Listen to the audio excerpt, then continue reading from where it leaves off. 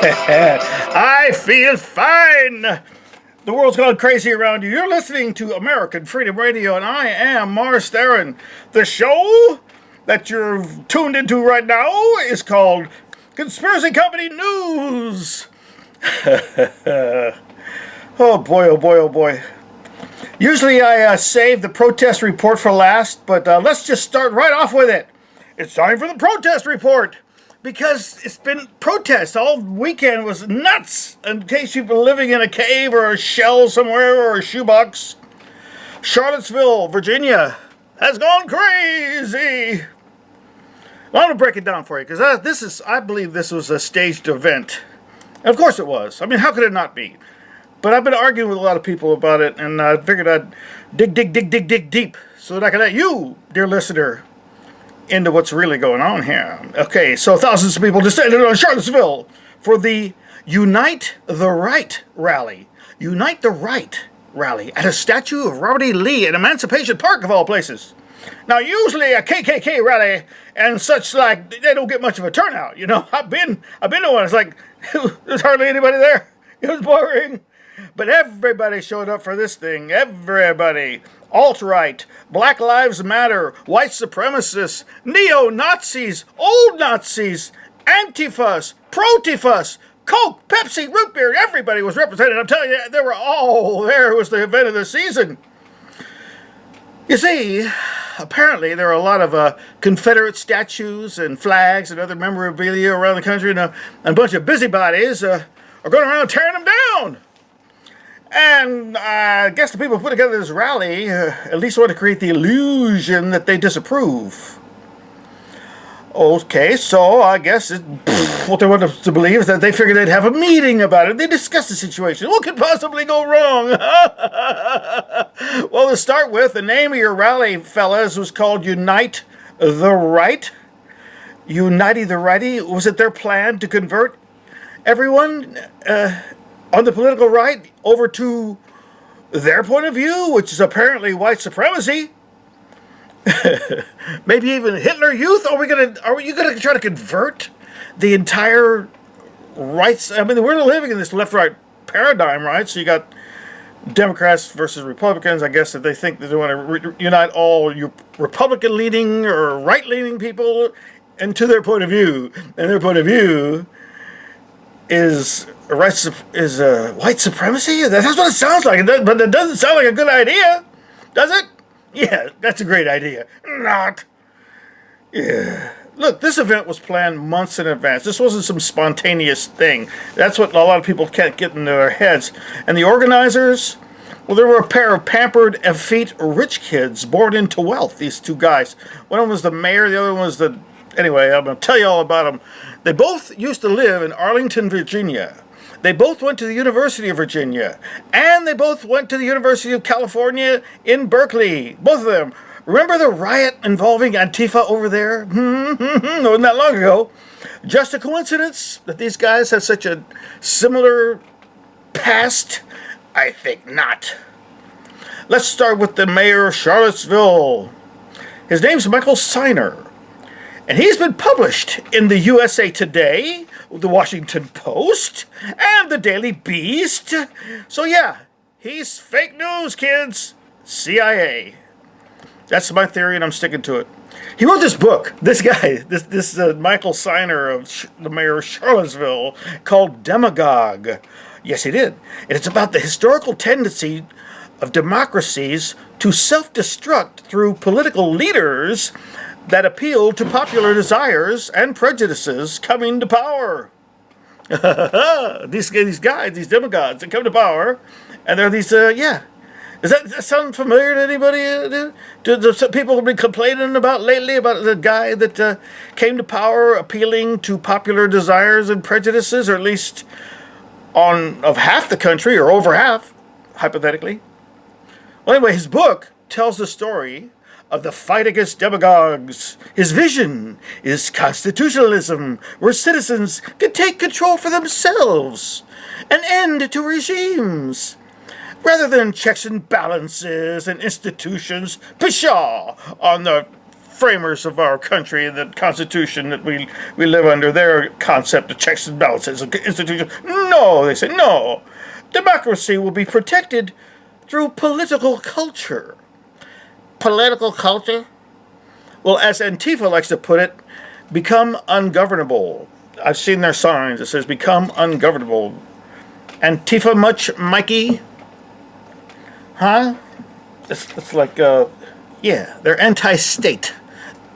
They're anti-statist. But anyway, brave words. I've heard them before from thousands of species across thousands of worlds since long before you were created, Mikey. Now they're all Borg. Is what the lady, the Borg queen in Star Trek would say to you. And then we have his friend, Richard Spencer. He's the new, young, bold leader of the white supremacist movement. Sieg Heil! He's the president and director of the National Policy Institute. That's an independent organization dedicated to the heritage, identity, and future of people of European descent. People of European descent? Ricky? People of European descent. Well, I don't know. I thought Europe was kind of a melting pot. I mean, you got Latino, you got the people from the Mediterranean area, and they're kind of olive skin, dark skin. And you got the people of the extreme north, and they're kind of paley white. You mean that blend of a nice beige? Is that what you're the people of European descent? Is that anything like a master race, Dickie? Is that what you're referring to? Anyway, this guy's a major player in the alt-right internet scene. He started AlternativeRight.com. He's an online which is an online magazine of radical traditionalism. Another one he started is called Radix Journal. Similar. Spencer was also editor of the American Conservative magazine. And another website called Tacky's Magazine. Tacky's Magazine. I looked at it. It looks to me like a liberal gay magazine. It should be called Tacky. Tacky, indeed. And that probably explains all those tacky tiki torches at their Friday night opening ceremony. Probably a reference to the tacky, is my theory. But anyway, it's the Daily Stormer, VDare, American Renaissance, Discord. These are the websites where these radical right people go to brainstorm and plan their next attacks. So, and he's very much involved in that. And after the weekend, Discord, it used to be a gamer site, but then these right-wingers descended into it, and it's possible to set up all these private chat rooms, so it's turned into a chat group for radicals. And it seems to me that these gamers, they've already programmed their minds to be like really cruel. It's kind of like the games came from like war games, that they would teach the soldiers to go ahead and be tough, and it makes them be more willing to shoot at somebody. A lot of times people don't want to shoot another human being, so they have them do these war games, they have human-like target practice, and then now they came up with these video games. And so yeah, these guys have already programmed themselves to be radical and to assault and attack and kill their enemy. Anyway, they got shut down, the Discord group. They didn't get shut down. They shut out a number of the accounts that are affiliated with white supremacy, Nazism, hate speech in general. So, things are kind of moving along. That'll happen in the last day or two. The Daily Stormer, I guess it's like Stormtrooper, the Daily Stormer, they lost their web hosting. The web host that they had kicked them out, so they tried to go to Google, and they were denied service there too. I don't know if they've found somebody else to be their web host. So there appears to be a crackdown, if you will, on the people that are doing a crackdown, on the ones that are doing a crackdown on freedom of speech by cracking down on historical Confederate statues and other memorabilia. Somebody needs to put the crackdown, is what I'm trying to say. The people are they're all cracked up. They're crazy out there. Bunch of crazy people. So let's see. I read. Let's go back to the main point. Charlottesville was the battlefield for Signer and Spencer's staged event. These two guys agreed to it, even though they appear to be on opposite sides of the coin. You know, they have a very similar history. And all, because, you know, he had to go, Spencer had to go to sign, he had to get the permit, you know. All they needed to make it turn violent after getting everybody in place was to invite Soros's paid goons, you know, Antifa and Black Lives Matter. Soros is very much into creating this sort of civil strife. He's been doing it all over the world, as a matter of fact. He was very involved in taking down Ukraine, and he brought in neo-Nazis over there. And managed to obtain a coup by doing that. So you're shifting people around, throwing an awful lot of money at willing participants that'll go now in the age of the internet and chat rooms. They potty down, you know, they're Twittering each other. I tell you, they're Facebooking each other, and they're telling each other how they're going to do it, what kind of weapons to bring. They're having discussions on the situation and where the next one is. So then you throw in David Duke, and you have that basically Ukraine-style revolution that I was talking about. It was even announced that violence was coming to Charlottesville in the form of roving mobs of Antifa. That is what they tell. And that is what they say prior to some other of these, you know, events that they create in hopes of getting Antifa to come and in hopes of having all sorts of, you know, violent events. Because that's the ultimate goal, ladies and germs, in case you aren't catching my drift here, is that if they can get enough violent events to occur, then they can have martial law declared, you know, police state rolled in. And that's their ultimate goal for us. I'm telling you, got to look out for these people. So yeah, there's always a large turnout of the white supremacists when they say that. Oh, Antifa's coming, so the white supremacists show up, itching for a riot. And that's just what happened. It started on Friday night at a white nationalist march at the University of Virginia campus. A tiki torch-bearing procession of hundreds that included Spencer and people wearing Nazi SS t-shirts, baseball bats. They all marched to the campus rotunda where a Thomas Jefferson statue stands. The white nationalists, they surrounded the counter-protesters there at the statue, and they started hitting them with mace. There was a gathering in a church nearby where Cornel West and a group of other people were speaking, and they claimed that they were trapped inside by these torch-wielding gang of thugs. They looked an awful lot like Hitler Youth. They had the brown shirts going. That's the way I saw it. I don't know. I don't have a picture in front of me right now, but all of a sudden the image just jumped into my head. And that was just the Friday night pre-show. And if that display being splashed all over the news and web and Twitter to everybody, if that didn't get them going and making the people who are undecided go ahead and suit up and go to the party the next day, nothing would. That's all they needed to make sure they got a huge turnout. And yeah, so on Saturday, it was supposed to start at noon, but the violence started before noon. Just as soon as people were driving up, they'd get out of the car. And they just started hitting each other, beating each other up. They were there. It was smackety smack all over town, all over that area. It was funny was there was this banner, this diverse crowd of people, if you will, were welcomed by a banner hung by the city that read, "Diversity makes us stronger." How strong do you feel about diversity now, Charlottesville? Now, keep in mind, this was planned months in advance. They had permits.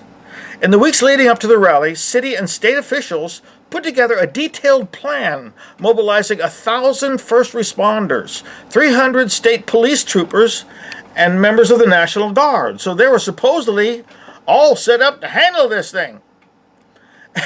And did they? I've got news for you. It was a free-for-all madhouse from the get-go. Fighting started as people got out of the cars, I'm telling you. From blocks away, and they were throwing things at each other, hitting each other with bats and sticks, and they had their protest signs, which are made out of a nice strong piece of stick, and they could smack somebody with it. All manner of projectiles were flying through the air. Like one lady said, it was a cloud of things flying through the air at each other. What was funny was the two main groups were separated by fences initially. Just like they had them kind of like separated from each. But how do you do that? How did they do that? How did they achieve that? That's kind of a mystery to me. Did the police look at their costumes? Do they have ushers? And said, oh, okay, you're dressed like an Antifa, you go over here. Oh, you're dressed like a Nazi, you go over here to this side over here. This is the Nazi area. Why is it this way? Huh? Libtards are in that area over there. Excuse me, sir, are you a skinhead or are you just balding? You know, I went to this KKK rally once. I figured they'd have German beer. Why not, right? And the pro-illegal immigration group across from them, they didn't have tacos either. It was the worst protest ever. There wasn't hardly anything going on there. But yeah, I felt kind of weird that a police officer wanted to herd me into one group or the other. And I'm like, I'm not part of these KKK for damn sure, and I'm not pro-illegal immigration either. I mean, it's like, why do you think I'm an either or? But this rally wasn't anything like that. Oh, no. Charlottesville was wacky off the chain, off the chisane. They had all kinds of different people out there. They had like ballet dancers. I'm telling you, they had everything. It was a widespread madness with a hailstorm from all directions of chemicals, raw sewage, bottles full of concrete they threw at each other. They were spraying lighter fluid on each other, trying to set each other on fire. They had bricks and bats. And a lot of people were carrying firearms. Obviously open carry. That was wacky. Thank God there wasn't any reports of any shootings. Nobody actually shot anybody, but people were walking around with guns on them. And law enforcement, where were they?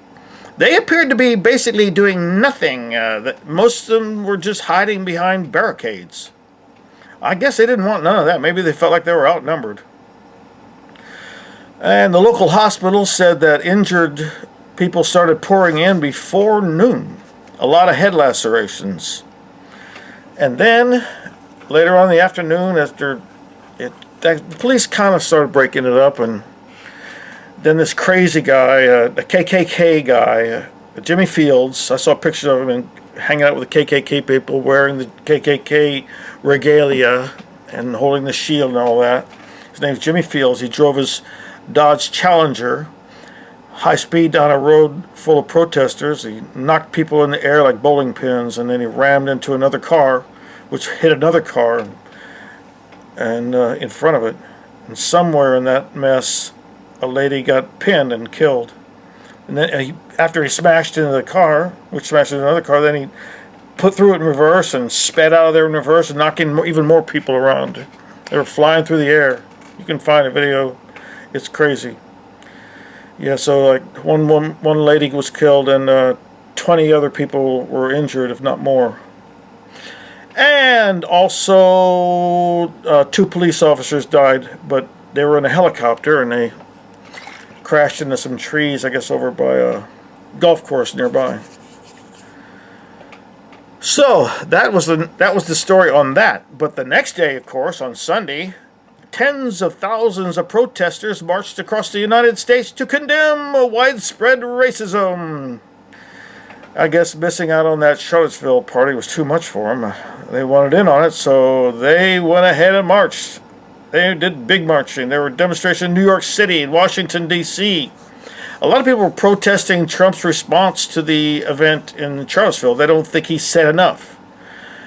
Now, I don't like to go searching for Trump speeches, but I listened to this guy, and he said on Saturday during an event, on the same day, in Bedminster, New Jersey, he said, it's been going on for a long time in our country. Not Donald Trump, not Barack Obama. This has been going on for a long, long time. And then he mentioned law and order, safety and security, no child should be afraid to go outside and play, and things like that, The description of his speech did not, by the twats on the CNN side, they wanted him to take sides. They wanted him to name names. But he knew there were other people than just the ones that they were demanding that he named, like KKK, white supremacists, Nazis. It wasn't that bad a speech. It wasn't. And And one article I read kind of like turned me away from it, but I figured I would better go check it out. And sure enough, it really wasn't that bad a speech. But they wanted him to specifically name those people because that's what's on their radar, and that's the left trying to say that. But I got news for you. The Antifas came in swinging. You know, those leftovers from the Occupy movement that were taken over by the Democrats, those guys, they aren't the Boy Scouts. They're crazy. They're kids. You know, I can say that, I'm old. But, you know, these youngsters running around being swayed into doing crazy things because they're young and full of the energy of youth. It just, I disapprove. So what else happened? There was demonstrators. They marched from Columbus Circle to Times Square in New York City. They held signs with messages reading, "No, the Trump-Pence regime must go," and "Make racists afraid again. Smash white supremacy." Make racists afraid again. I don't know. Are they really? I've known a few racists. They seem pretty bold. It's like Judge Andrew Napolitano. I just saw a video of him talking about it. He says, you know, it's all about free speech. The Supreme Court has talked about it many times. And they constantly withhold. It's like those people, even though they're idiots, they should have the right to free speech. But most important is if they're going to do free speech in public, someone should have the right to, you know, counter them if they have a opposing opinion. Good luck with that. So let's see, they tried holding a demonstration outside the Trump Tower in Manhattan. In New York City, police prevented them from getting right up along in front of the building, but they lined up across the street from the tower along Fifth Avenue. Meanwhile, thousands of people also held a rally outside the White House before marching toward the Trump International Hotel. They chanted, "Shame, shame, shame, shame." It's a shame they can't think of another word, as they gathered outside the hotel. Thousands also gathered at two demonstrations in Salt Lake City, Utah on Monday. So they're still demonstrating. For all I know, they're out there right now to condemn the white supremacy and racism. Trump came under bipartisan criticism, like I said, after he failed to explicitly condemn the white nationalists for Saturday's outbreak of violence in Charlottesville. So yesterday he went to the White House and he made a statement and he said racism is evil and those who cause violence in its name are criminals and thugs, including the KKK, neo-Nazis, white supremacists, and other hate groups that are repugnant to everything we hold dear as Americans. He caved. He said what you wanted him to say, okay? No, it's not okay. They're never going to be happy. So there's that.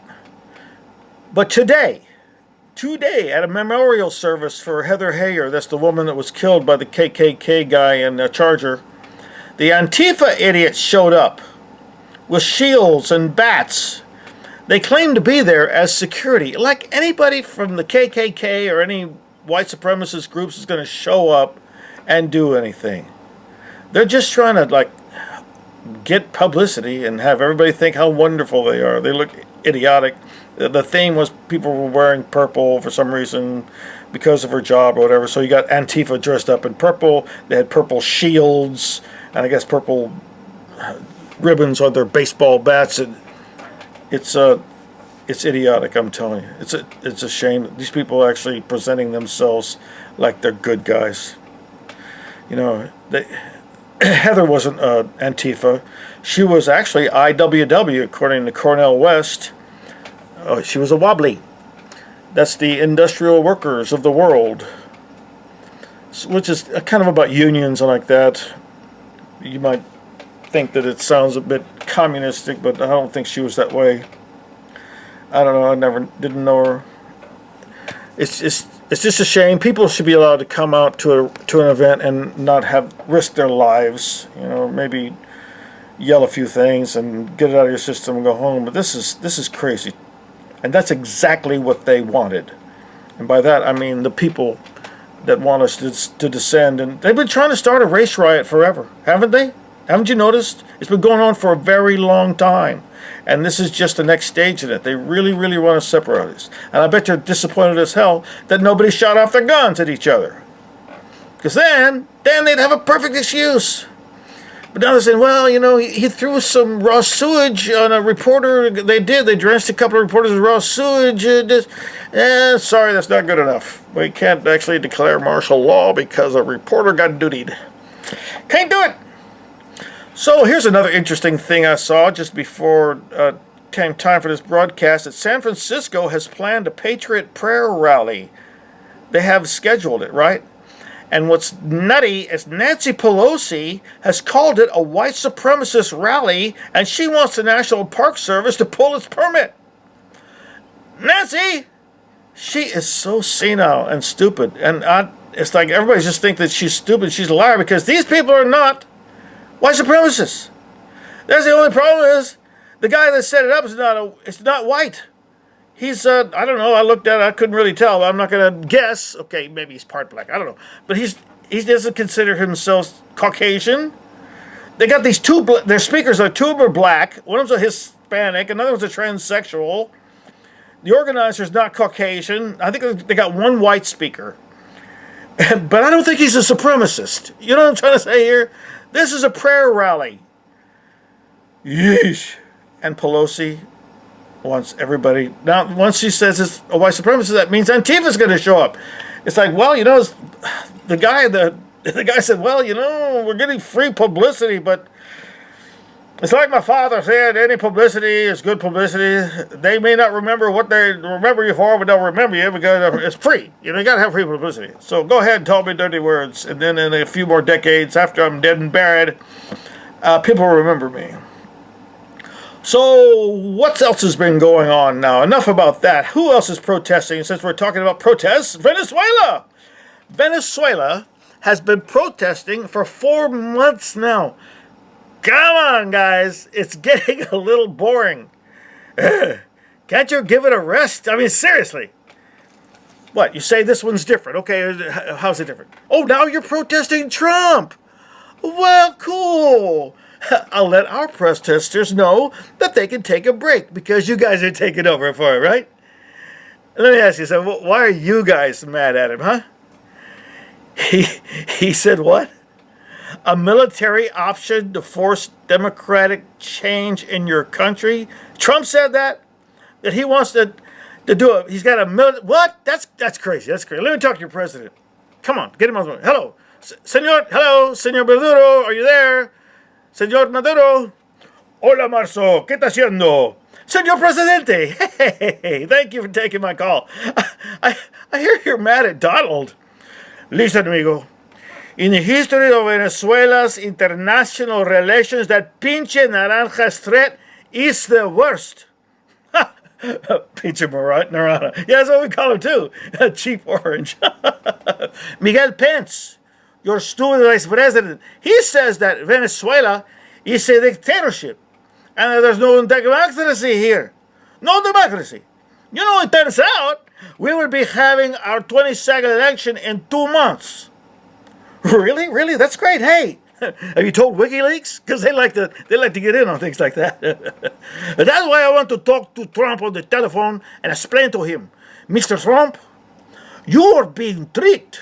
Trump, everything they tell you about Venezuela is a lie. Well, he is a big fan of my show, so he probably heard you.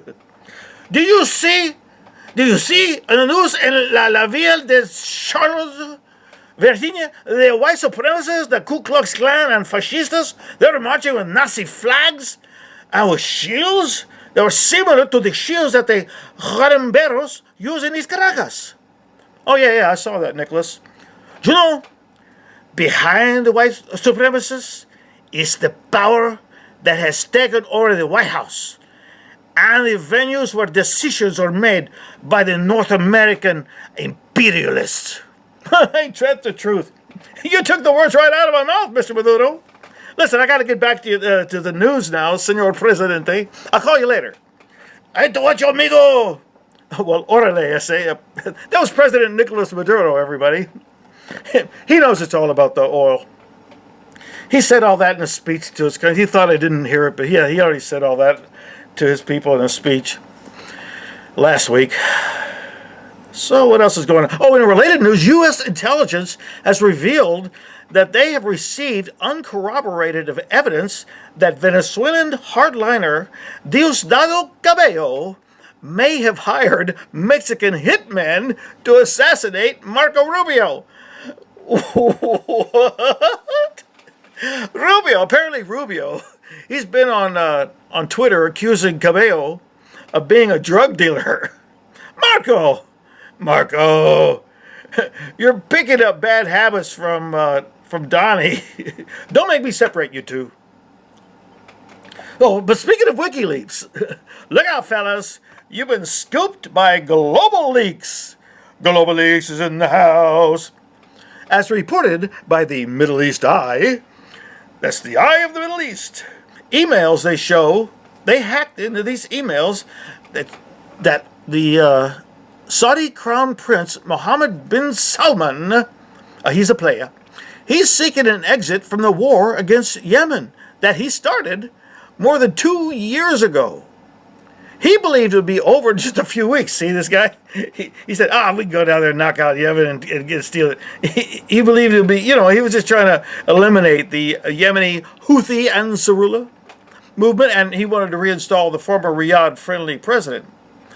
Oh, no, didn't work out so good for him. He's been there. They've been in this war for quite a while now. The Saudi Arabia has achieved neither of those objectives, despite spending billions of dollars on the war and enlisting the cooperation of dozens of its vassal states as well as Western countries. I'm telling you, the Saudi-led bombing campaign and naval and aerial blockade on Yemen has so far killed over 12,000 people in the impoverished state and left 70% of the country's population of 27 million in desperate need of humanitarian aid.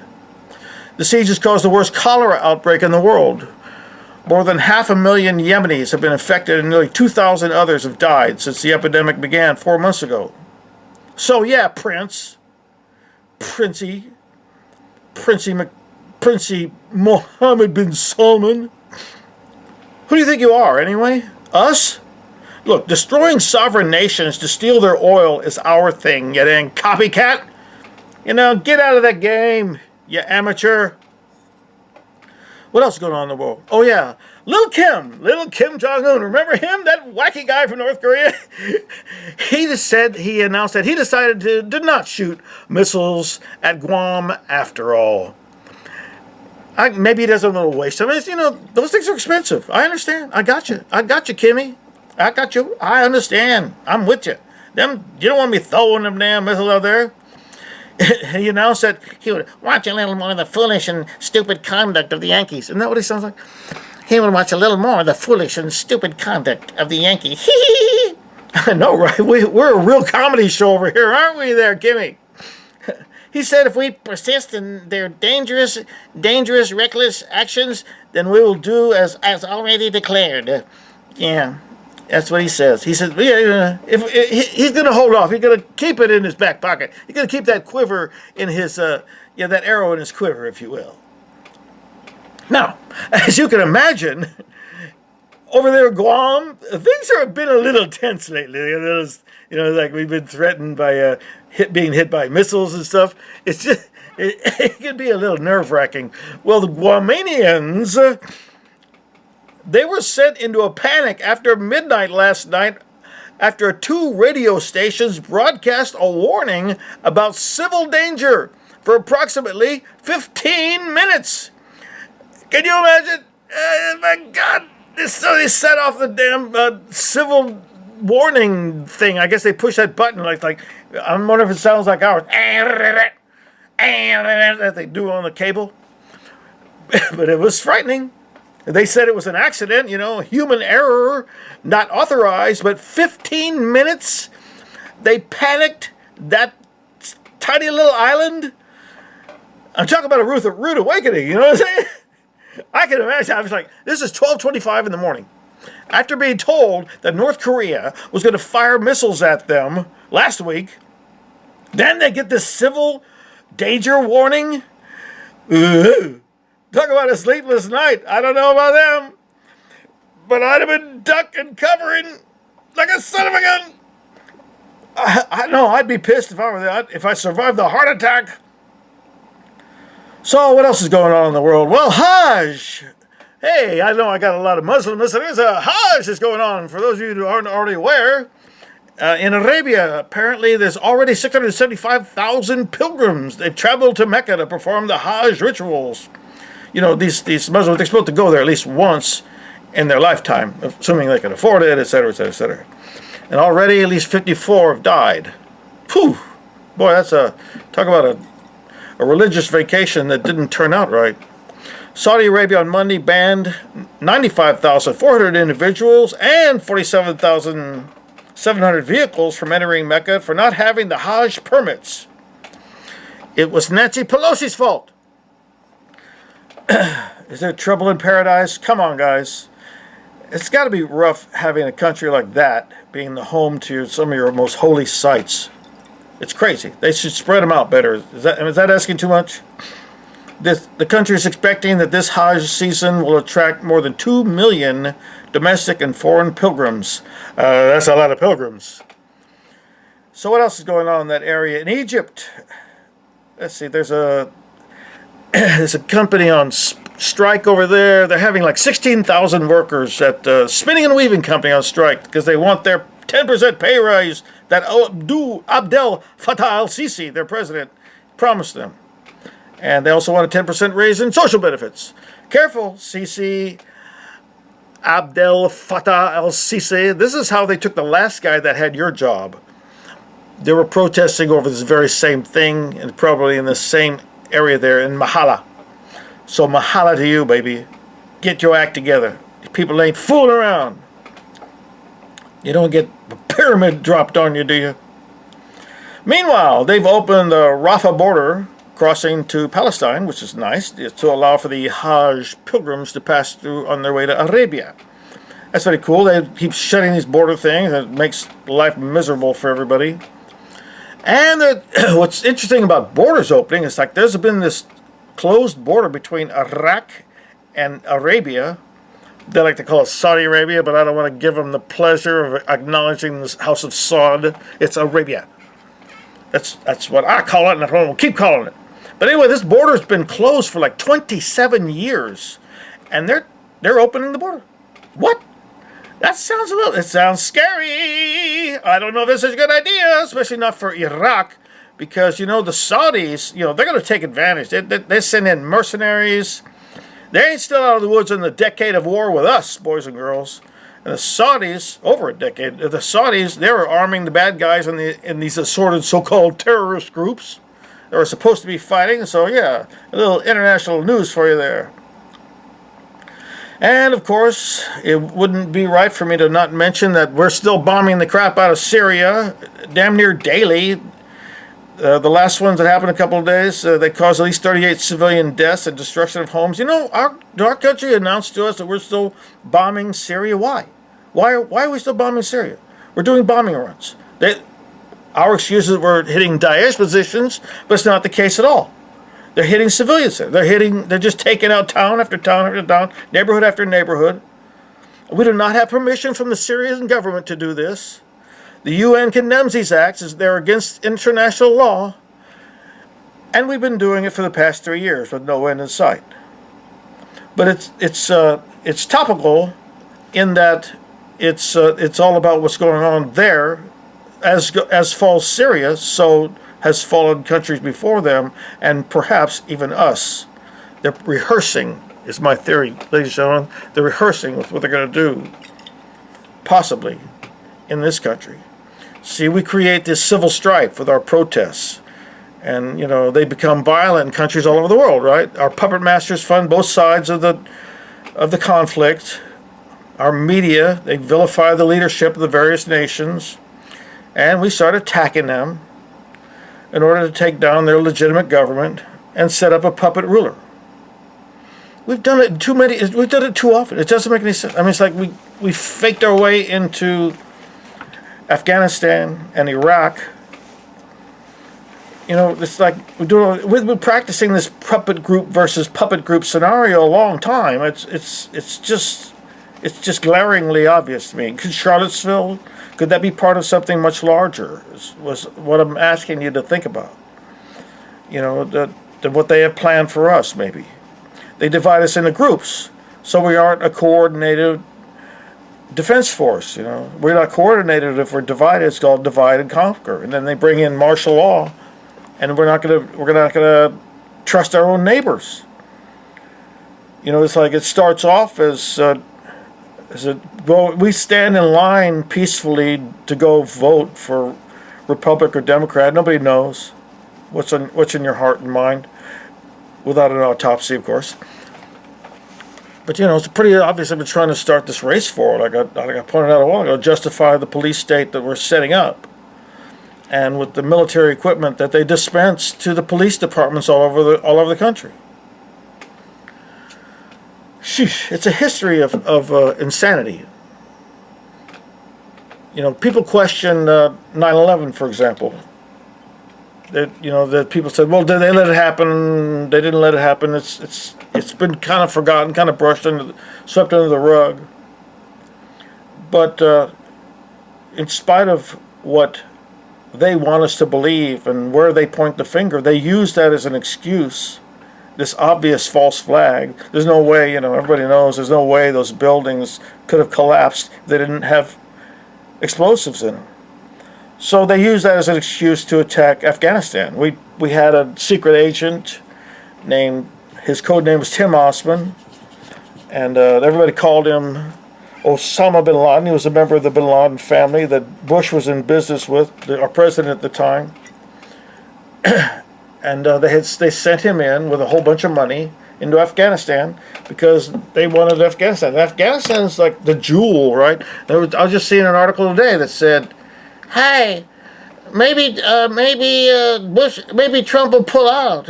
Maybe he'll pull our troops out of there." And yet they've also been talking about inserting another 4,000 troops in there. So that's all up in the air. But the thing is that Afghanistan, for all of its rugged mountains and impassabilities, it's worth the effort. There's so many things in Afghanistan. They got steel, they have copper, they have coal, they have precious jewelry, they have metals that are needed, like lithium, what have you, that are needed for modern technology, for the batteries, the lithium batteries. So how do they do it? They go in there, they prop it up.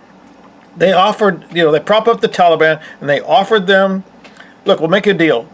We want to come in here, we want to put pipeline in here, and we want to have a nudge, nudge, wink, wink control over this country, but you guys can be in charge. Well, basically, it was Unical went in there, right? Unical, because they wanted to, it was all about the natural gas and the oil. So what happens? Raise your hand if you know. They told them that they would carpet them with gold or carpet them with bombs. And the Taliban said, nah, we don't want to take your lousy deal. Because their lousy deal was probably pennies on the ruble or whatever their currency was there. So, we've been in war ever since. And the oil companies, the bankers, they think in terms of 50 years at a time. They don't think in terms of years or months or days or even decades. They think about 50-year increments because they're used to setting up an oil well and letting it ride. So yeah, then the same thing was going on with Iraq. And these people lie to us. It's like everybody lies to us. If people are angry that Hillary wasn't made president, but she lied to us. She was the wicked witch of the West that said, "We came, we saw, he died." Over Libya. Gaddafi was not the enemy that we were told he was. His main sin was that he was converting their monetary system over to gold, and he had turned Libya around and made it a shining example to the rest of Africa. And they couldn't have that. Oh, no. No way. Same thing with Saddam Hussein in Iraq. Problem with Saddam is that he was our puppet. We put him in power, and later on he was starting to figure that he was untouchable. I guess he figured he could hide and stay away from the drones or whatever. I don't think we had that good of drones at the time. but he was selling his oil, you know, in euro dollars. Once you stop trading in oil with our American dollars, you were basically kicking a hornet's nest of the banking elite. You know, the World Bank, the International Monetary Fund, you know, all these organizations that are run by the Rothschilds and all the upper muckety mucks, the Warburg, all the different banking families that have been around for a long time, they are pretty much dependent upon the dollar remaining strong. And if you mess with their dollar, you're in trouble. So yeah, that's like Libya. They didn't have a central bank. They didn't have a Rothschild central bank. Iran doesn't have a Rothschild central bank. Syria doesn't have a Rothschild central bank. Why do you think these people are vilifying them in our press? These are just questions that come to my mind. Anyway, this is Marz Theron. This has been Conspiracy Comedy News. And this is American Freedom Radio. I will see you again next week.